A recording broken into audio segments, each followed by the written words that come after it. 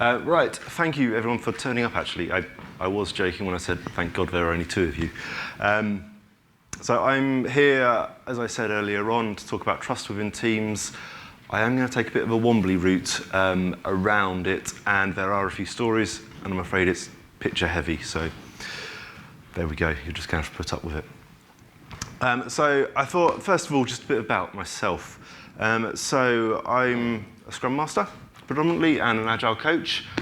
I work up in the lovely sunny city of Glasgow. It never rains whatsoever, no matter what anyone tells you. I've worked in a range of different industries: finance, defence, medical, consultancy, all kinds of places. And that's where I've kind of taken a lot of my experiences and a lot of my kind of bits and pieces for this presentation. I'm currently working in JP Morgan with a department of about 30 people. We're split into tiny, tiny teams, so 3 people per team. 4 or 5 on some of the larger teams, but we are keeping it small. But that does mean that my day is spent flitting around teams, which is never a good thing, to be perfectly honest.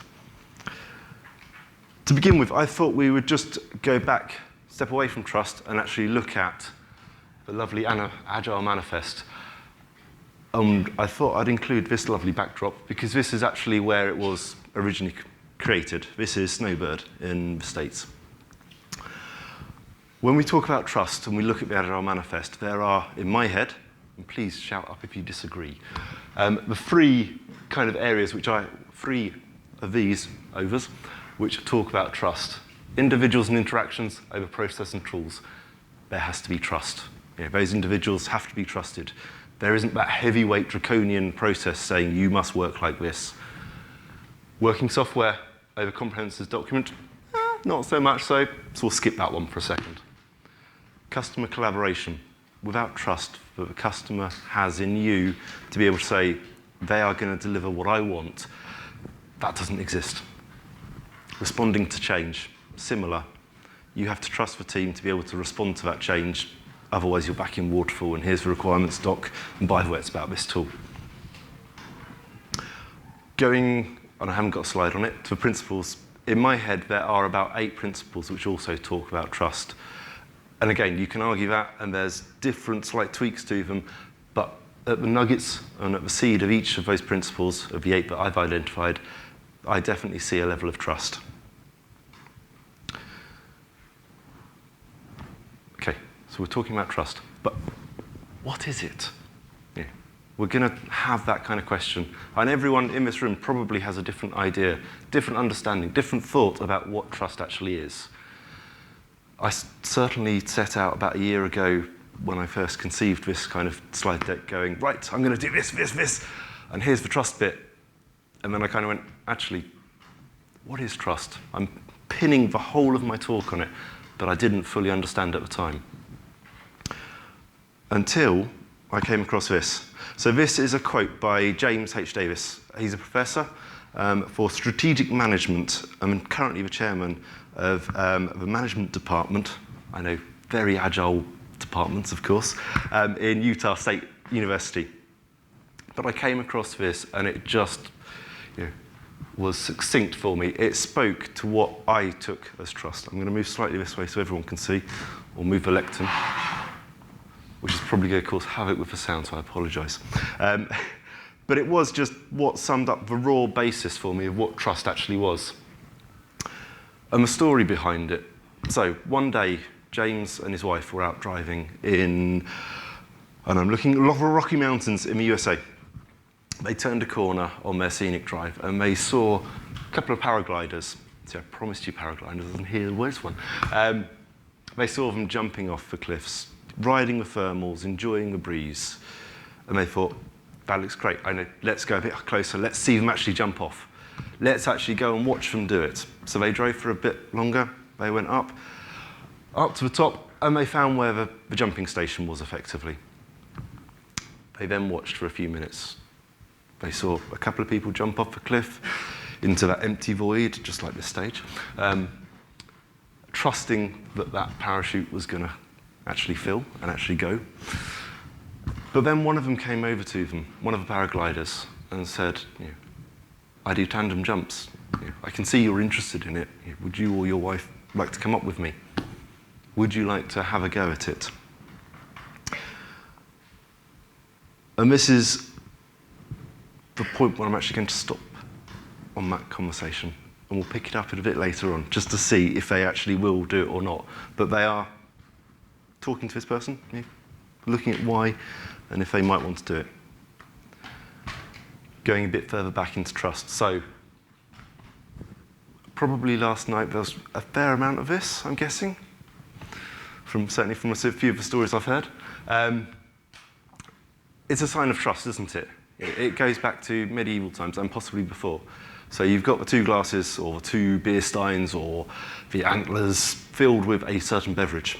And then you've got that kind of jovial, I'm going to say forceful, kind of collision of whatever drinking vessel it is. And no doubt, a little bit of each liquid just goes everywhere, possibly into the other person's cup. It was originally a sign of trust. It was that I trust you, you haven't poisoned my drink. Admittedly, if they had, both of them fell over, but we'll skip over that a little bit. The other kind of sign of trust, the humble handshake. How often do we see that? Originally, again, back to kind of medieval times, it was that sign of trust. It's the, I haven't got my sword and I'm not about to grab it. Welcome, friend. I trust you.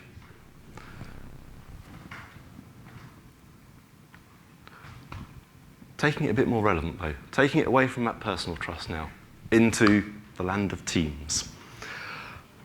And I think whenever you talk about trust in an agile setting, the Google Project Aristotle probably will rear its head. And I'm sorry, I'm going to go over it just to make sure, but we won't go into too much depth.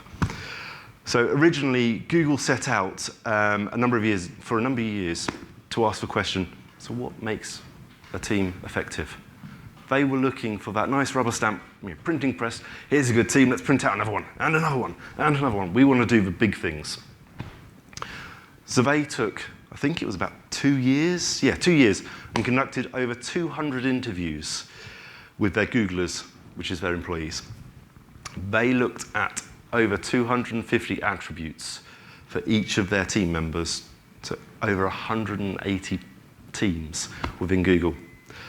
What they came away with them, and it's highly documented, I would seek it out if you're interested, is a big report, I believe, from memory. And it actually surprised them. It wasn't what they thought. It wasn't take 1 BA, take 2 developers, stick a tester in there, then maybe a Scrum Master just to help them along, kind of thing. They actually found out that who is on a team matters less than actually how the team members interact, their structure they work, and their views that they contribute. They also came away with 5 what they called key dynamic principles of what their most effective teams actually look like. These were actually the 5 key dynamics that they came up with. They were looking at the teams, and they found that psychological safety was the top number 1. And I should have done this in whatever game show that was, where they, Family Fortunes, wasn't it? Where they kind of ring it up and it goes bing. I forgot, I should do that next time. Dependability was the next. Then they looked at the structure and clarity, was the 3rd key dynamic. Meaning of work, was it important to them? I think the value is underestimated, as we heard earlier. It is something which helps drive that team, helps the innovation. The impact of work. Are we building the right thing for the right time? We're going to look at a bit deeper into actually the first point, because that was what they came up as their main, the topmost key dynamic that they saw in their teams. Amy C. Evanson, again, Harvard this time, came up with this. She's written a number of books on psychological safety, amongst other things, great articles. And this is the quote that she's found, or come up with, and this is the key bit. You'll notice that the words are emotional. They're not static, they're not boring, they're feelings. Psychological safety is much more around how you feel about things, how you react within that team. Not do you know your place, do you know X, Y, Z. It's that you feel that you can be yourself.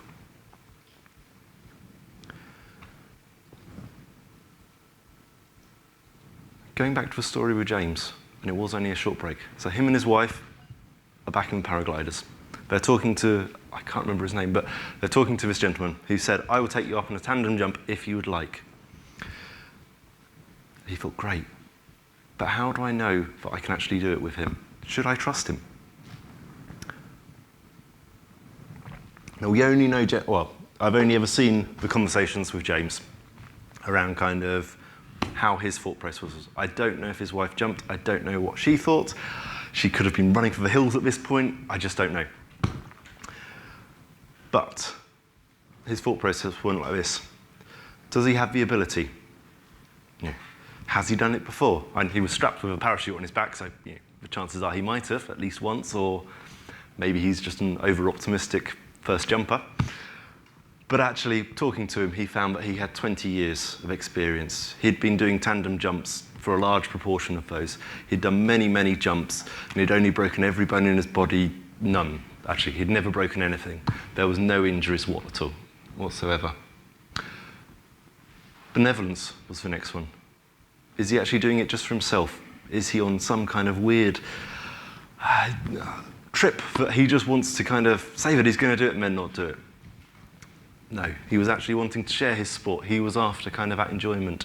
He was wanting to grow the ranks of paragliders or something similar like that. Finally, the values. Does he have a set of values? Does he live by them? And actually, one of the most important bits of values is, do you have a shared area of the values? I was going to say, can you trust them? But that's the whole point of these three. He actually decided that, with 20 years experience, yeah, he could probably do it. He could probably do it with me strapped onto it, or the wife, or whatever. He was doing it for them, not the paraglider himself. And actually, since he'd been doing it for 20 years, and he'd looked after people, and I believe he was even trained in that way, yeah, he could jump with him. He actually did jump. I don't know if his wife did, and he enjoyed it. So he managed to check all those boxes. So that's individuals back again, after going briefly into teams. Important question, though. How do you know if my team trusts each other? And this is a very important thing. We heard earlier, kind of from a keynote, Agile coaches come in, they go immediately, right, let's do this, this, this, and this. And any team member will do that. And the higher they are, the more they want to put their stamp on it. We're going to look at two separate lists now. And I want you, while we're looking at them, to have a think about your teams that you work with, the teams that you're in, and which category they mainly fall into. This is a low or no trust team. Do they hide their weaknesses? Are they shy? Do they kind of just gloss over what they are trying to do? Do they hesitate to provide feedback, constructive or otherwise, dare I say? Are they hesitant in offering help? And Agile teams tend to work as a group, work as one thing, but we'll skip over that bit for now. Fail to encourage others to use their skills. They may know that one person's really good at something, but actually they're busy, or the other person's been asked to look at X, Y, Z. Do they actually want to kind of push them towards it instead? They waste time and they waste energy. The number of teams I've worked with that waste time and energy and just spin their wheels. It's surprising, but it's great when you get them at the other end. They hold grudges. If something goes wrong, do they all hold the other team members responsible? For example. A team builds on trust. The complete flip side. They are accountable to each other. They encourage questions and challenges because they know that's how they get the best out of the group. They're not looking after just one person. They take risks, offer feedback and assistance. They're willing to go that step, not just quietly code and then pop their head above the parapet and just go, what about this? Here's your PR. They appreciate and use other people's skills to get the best results. They focus time and energy on important issues. They admit weaknesses and mistakes.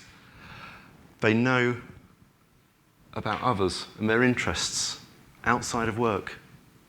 We've all been in teams where there's that one person who comes in at 9 o'clock, does their job and leaves at 5, and to be perfectly honest, we might know their name, we might not. But it's great when a team actually bond, they get to know each other, they can actually talk to each other, they have that kind of chat. And a real key fundamental, they're able to ask for help. They feel safe. They feel ability to say, I don't understand, I need help. Whether it be mob programming, pair programming, could you just come and have a look with me while I look at X, Y, Z? So that's the two sides of a coin. And it's not a binary thing. You've probably been doing a mental checklist in your head, and you'll find that your teams exhibit both. But what is stopping teams from going from low trust, for example, to a much higher trusted team? It's fear. The P45 landing on the desk to say, thank you very much for your work, but actually no. It's the fear of judgment and the fear of punishment. In any group, there is that pressure. There is pressure applied. Are they better than me? Standing up here, there's however many other speakers. They're probably all better than me. I'm hoping not, but there we go. Fear of punishment. Yeah. If I get it wrong, will I actually be invited to come back? Will I actually need to go and hide in my hole and never talk about Agile again? Again, I'm hoping not. But again, it's that team. It's that kind of, if you do stick your head out, it's the fear of that judgment. Fear of everyone going, why is he thinking that? That's a really rubbish idea. Why on earth? And punishment-wise, he had those really bad ideas, those, the retro, the sprint failed, all because of this person. He or she did it completely wrong. So we're not going to listen to them ever again. We're always going to group up with our team leads and talk about X, Y, Z instead and work out how to do it. We're not going to talk to them. This is all holding us back, though. And how to break it is a really tricky thing. And it is something which, we're born with it. The fear of judgment and fear of punishment comes in at such an early age. It's scary. In terms of that, saying when we come in, school tests. I think we all felt the pressure to begin with. My sister is a teacher, and this is one thing which I've heard multiple times from numbers of friends who are teachers. And I see a few smiles in the crowd already. And it's a really bad picture. It's much better on here. I apologise. But there is, I've heard from teachers that say, I've got a great class, they're wonderful, they know their stuff. But when they get into exams, they're absolutely hopeless. Even before the exam, I've run sessions to say, this is the topic. Just a reminder, here we go. These are the key questions which you might be asked, for example. But actually, nobody says, I don't understand. Could we just do a recap on thermal dynamics of whatever? This is for key stage 3. They're not willing to put that hand up and say, I don't understand, because the rest of that class are probably all sitting there also going, I don't understand, I wish they'd recover it. But as soon as one person goes, yep, me, I don't know. Everyone else is going, they don't know. I clearly know, but they don't know. Right, I'll just write notes. And punishment, there is that school mentality. As soon as you kind of are seen, possibly from when I was growing up, possibly not, I'm going to say it now, if you ask those questions, you become that little bit more of an outsider, depending on the subject. And those groups kind of shrink a little bit. So it is a challenge. It becomes almost an impossible task to do things. That fear can hold us back so much that things magnitude, they explode into such a big problem that actually we don't understand how to get things up the hill. Not saying they understand, not saying that they need that recap on the knowledge. They can have that problem. The same in work. If we don't understand things, it can snowball. We don't understand how to build X, Y, Z. Or somebody said, have you tried this? It's great. And we go, yeah, I read about it. No, I don't understand. No. It spins. We go through things, we work on it, we get it wrong, we fail. The PRs are rubbish, the solution's rubbish. It takes an enormous amount of time when actually it's such a small little change. And then that fear of, that judgment comes back. They're slow, that team's no good, they're not delivering. The punishment then becomes, I've got a team over here at work, they're doing a lot more. Look at their velocity level. This team, no, I don't want to work with them. I'm a PA, by the way. I want this team instead. They're just dead wood to me. We see it. It's something we need to be conscious of.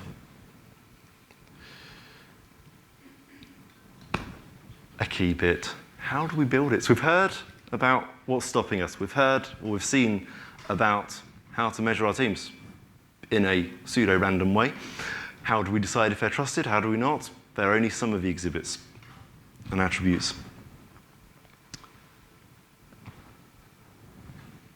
This one, Simon, he is a wonderful person. If you get to see his speeches, please go and see them. YouTube.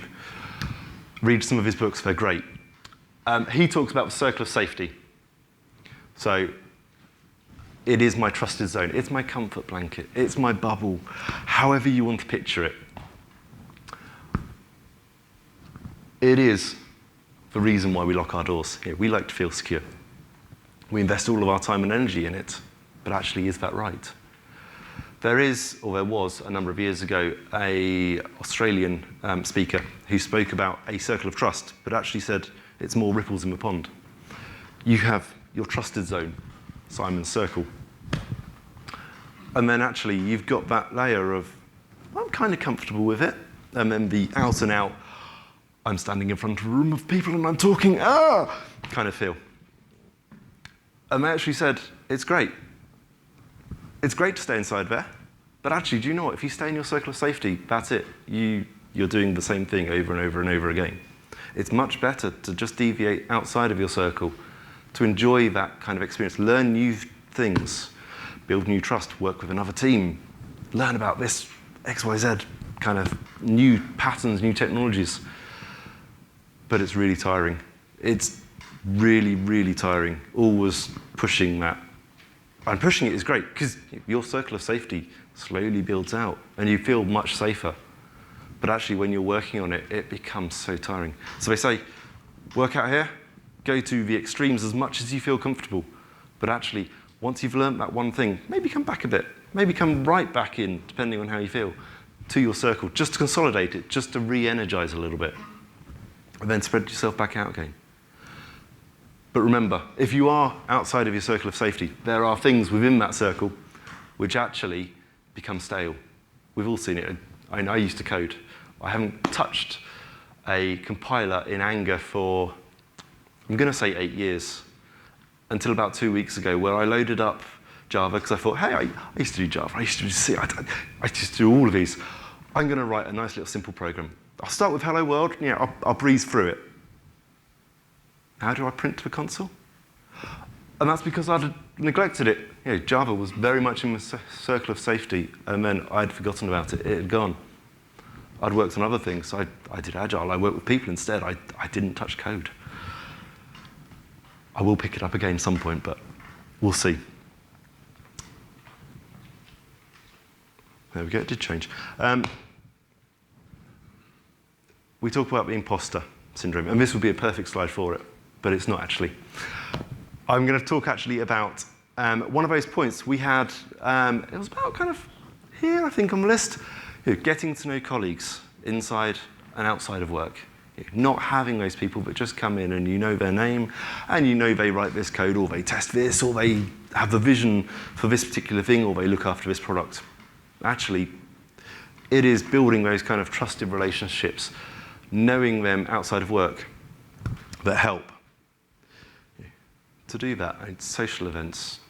Team of 30, for myself, next month, we're all off to a country park to do a volunteering day. We do a couple of these a year. Last year we went to, it's going to be Nothing Lambs Hill Stable, which is a community-based farm for one of the most impoverished parts of Glasgow.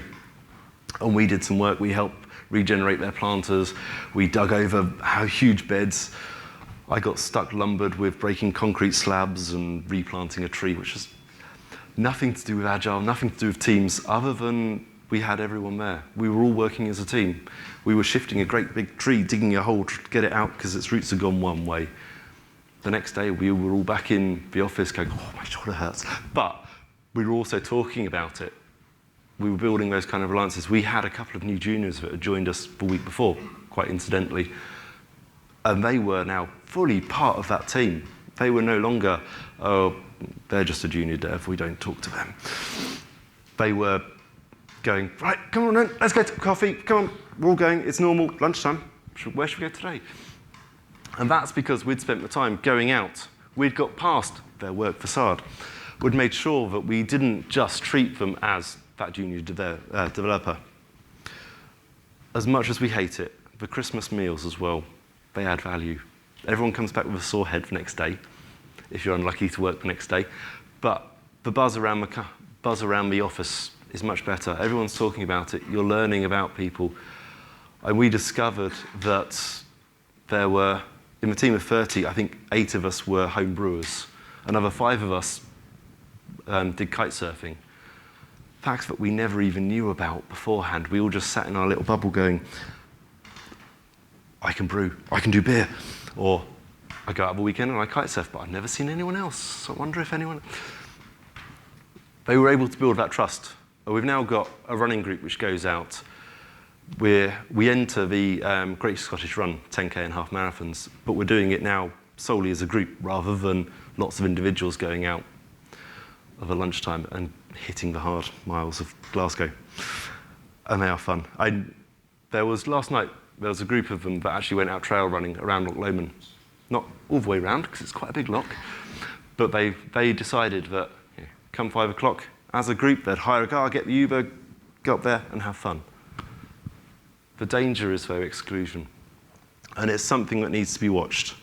No matter what you do, whatever you pick, there is going to be the person who says, I don't like spicy food. I can't go to that curry house. I'm allergic to coconut. I can't do it. Or I just hate sports. I hate digging. You've got to have that compromise. You've got to think about how to include as many of your team as possible and not just go VR racing just because there's 5 of you and you really enjoy it as well.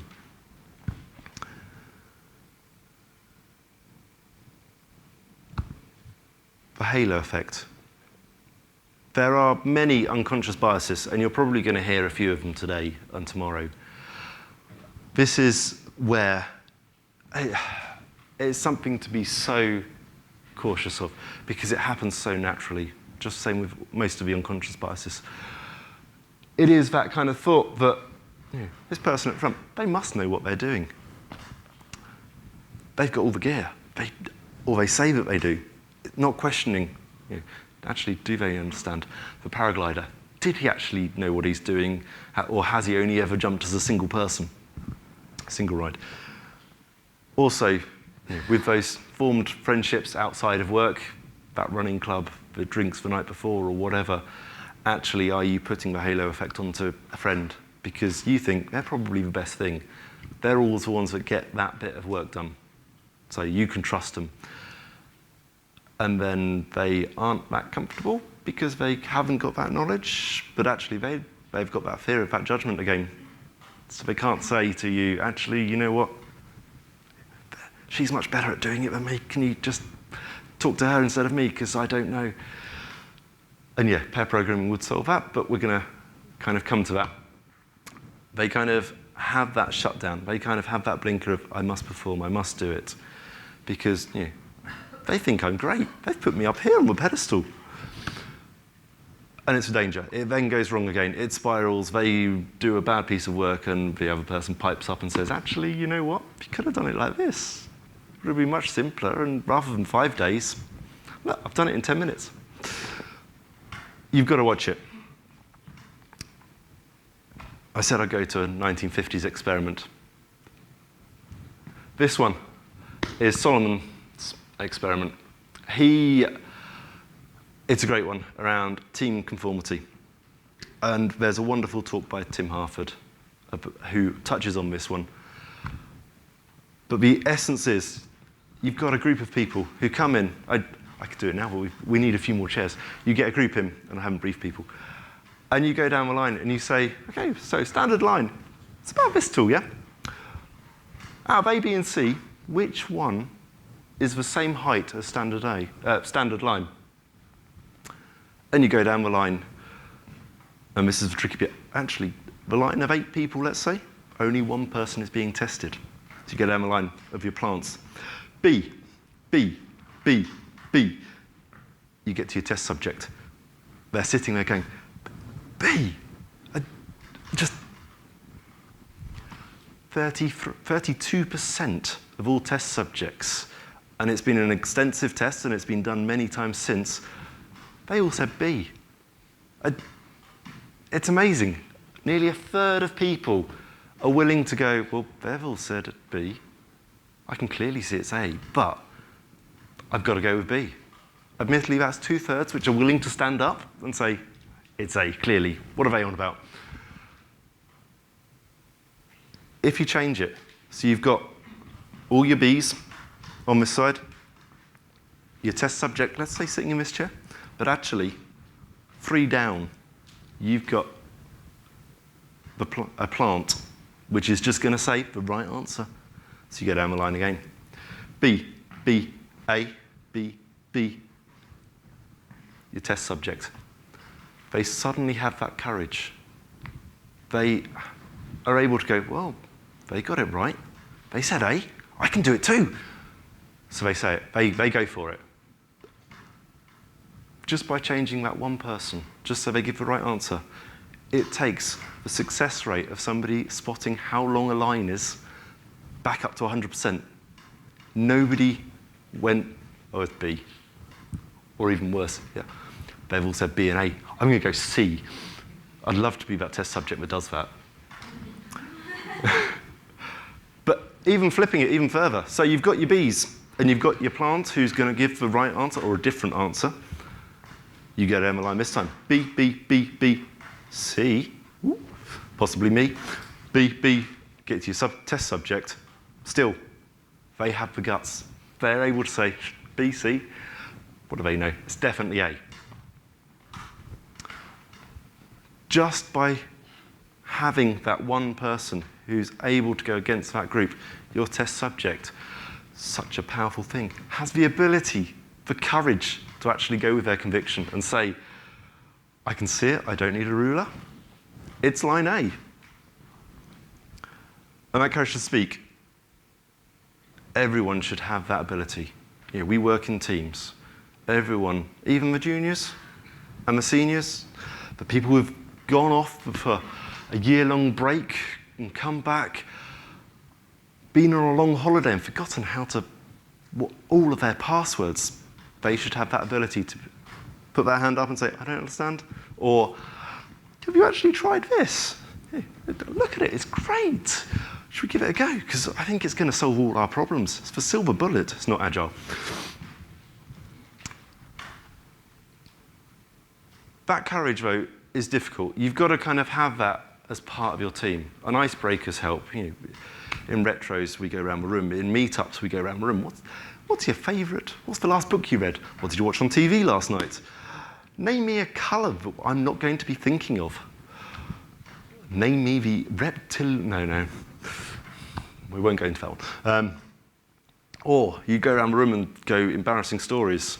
Again, something to be careful of. There have been people that I've gone with that one, and you get quite a surprise.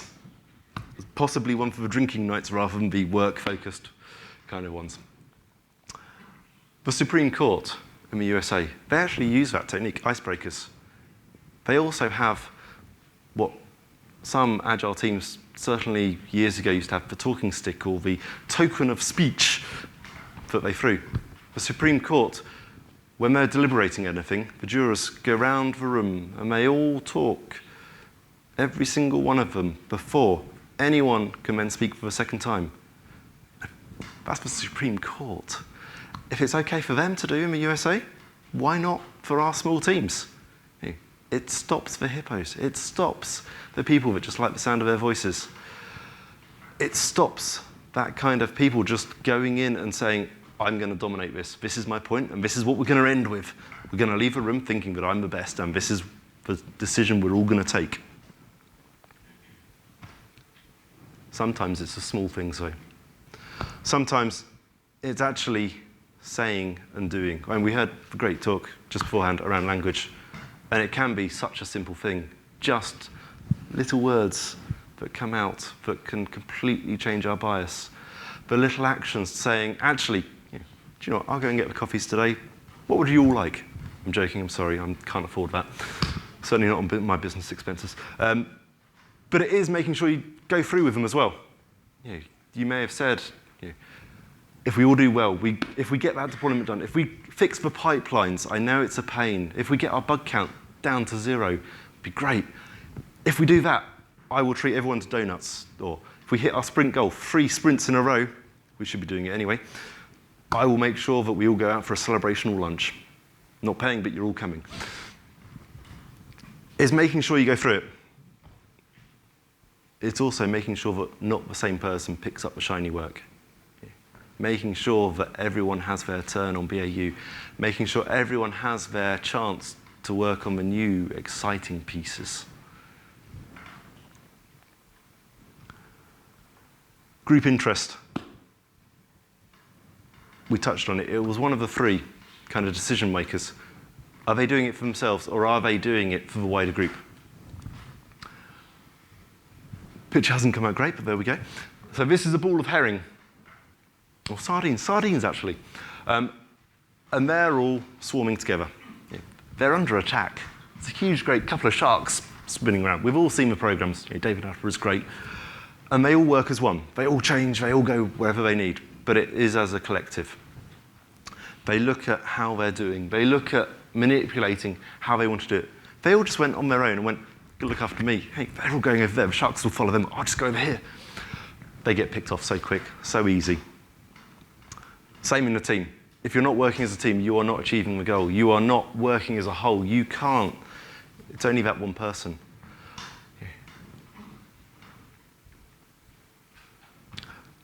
The long game. Do you have that long vision? Or are you just focused on the end of a sprint and then that's it? We're just going to do it there. If you don't have that vision, the team can't build that long-term trust. You are only building very short, sharp kind of tests. There is a prisoner experiment, which I'm afraid I don't have time to go into, but they caught 2 people, and whether or not they decided to cooperate or not, or shot the other person, depended on how many times they were going to play the game. Over time, they realized that actually, if they had that long-term vision, that those 2 prisoners, potential prisoners, should I say, they actually started working together. They worked much more collaborative, shortened their sentence, and it got higher and better and better and better. And then actually, when they saw the game was about to end, trust went downhill. They suddenly decided that actually, if I shot them, I get a much shorter sentence. But it's great, don't care, because we've only got 2 more rounds of this. Teams, we don't disband that often. They work over long term. We have people leave, we have people come into them, but predominantly the team has that long vision. They have their best interests at heart. Going the extra mile. Doing those little things, going back to that, those little tweaks to changes as you're going, builds that trust with your product owners, with the stakeholders. I was in this bit of code base, and I thought, hey, why don't I give you this shiny bit as well? It's going to work. It's about 2-second change. I'll give it to you. You've been badgering me to get rid of this particular thing. Let's do it now. It builds that trust. They are able to trust that you have the product, you have their vision in mind. Quick reminder, lead by example. It's for small things. Have courage and encourage others.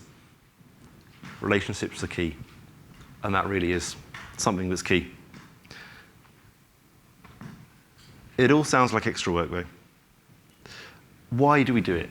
Yeah, we could just come 9 to 5. People have done it for years. But actually, more autonomy for the team. Self-rewarding governance. We've probably heard about Virgin years ago scrapping for their annual leave allocation. We all have 25 days, one day, and then the next phase said, right, nope, choose yourselves, go for it. But remember, don't impact your team, don't impact the business. Take as much as you like or as little as you like. And they found that actually everyone took the mickey a bit to begin with, but then realized it was detrimental to their team, and then they even back out. The team were happy, they were great, they were in control of it. But they all settled on 25 days, pretty much, or thereabout, give or take a day.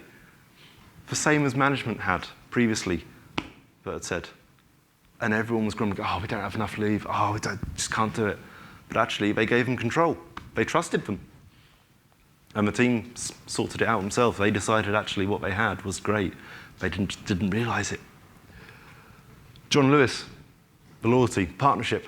They've handed the trust over. Everyone is a stakeholder, effectively. Everyone is a partner. Everyone is a shareholder. And that builds that kind of, well, if I'm a stakeholder, I'm part of the company, I can do it. We can change things. And they have such a good low turnover of staff, such loyalty within them. I'm afraid, yes, I missold it this morning. I did say there'd be coffee towards the end. Here it is. Hope you all will enjoy it. It's a big enough cup. But no, it's the difference, the advantage. If you're trusted, you no longer just like your job. You love it. There's the story of the barista who worked in 2 different coffee places in the States. And one place, he wasn't trusted. The manager would come in every morning, go past, morning, you okay? Yeah. Off to the office. And everyone in that coffee shop would just churn it out. Here you go, churn it out. What would you like? And it would go like that. He also worked at another place. And he liked his job. Hey, he got tips every now and again. As much coffee as he could waste and drink. He worked in another place, though. The manager didn't just walk past every morning. He actually came from front. He went to that desk with everyone else. He was part of the team. He trusted them as well. He wasn't there to oversee. He wouldn't nitpick. He was just one more member. But because he was there and because he trusted the team and went, right, run it however you like, and you were not confined to this arbitrary list of 4 different flavors or whatever. Do what you will. Kind of thing. If a customer asks for this, yeah, go for it. Don't just say, I'm sorry, it's not in my books. No, you can't have that bit. It's semi-skimmed or full fat milk, that's it. And he loved it because they had the ability. They could do what they wanted. They could do what the customer wanted. They saw the delight in the customer's faces. They said, here's your, I'm not going to even try and think of a random coffee because it's probably going to be completely incorrect and probably made up on the spur of a moment. But here is your complete mixture of everything that's gone in, and did you really want that on top? Go for it. He loved it. He loved that job.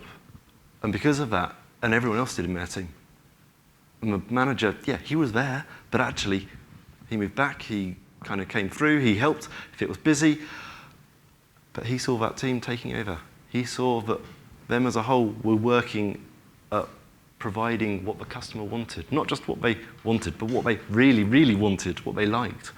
Custom orders, whatever. And that made the difference.